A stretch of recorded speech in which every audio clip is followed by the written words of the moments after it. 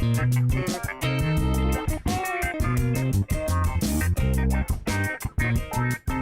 Club Gastronómico Rías Altas nace hace 30 años cuando un grupo de restaurantes de la provincia de La Coruña se juntan para dar a conocer la gastronomía gallega. Hoy ya somos 25 los establecimientos que seguimos haciendo patria y dando a dar a conocer la buena mesa. Lo que hacemos es hacer varias jornadas gastronómicas. En ellas tratamos de potenciar los productos siempre gallegos, como puede ser la con congrelos, la lamprea, el bacalao, el bonito o la caza.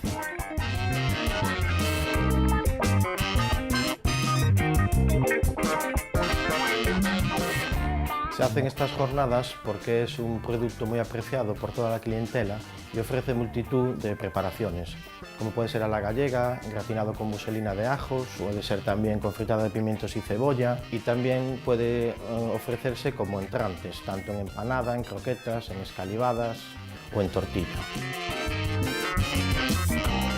En nuestro caso, el producto o la manera de preparación más querida por nuestra clientela son las cocochas, en cuyo caso nosotros las preparamos a la romana y con un pil-pil y una patata panadera.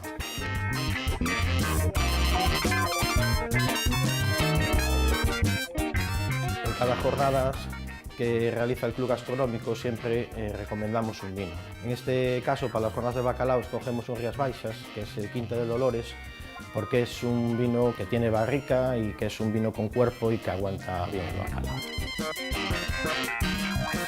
El bacalao es un plato que tiene mucha aceptación durante todo el año y especialmente durante estas jornadas gastronómicas que realizamos. Es un producto que tiene mucha variedad de posibilidades para cocinarlo y es un plato que vale para todo tipo de público, de todas las edades, todo tipo de gente le gusta el bacalao.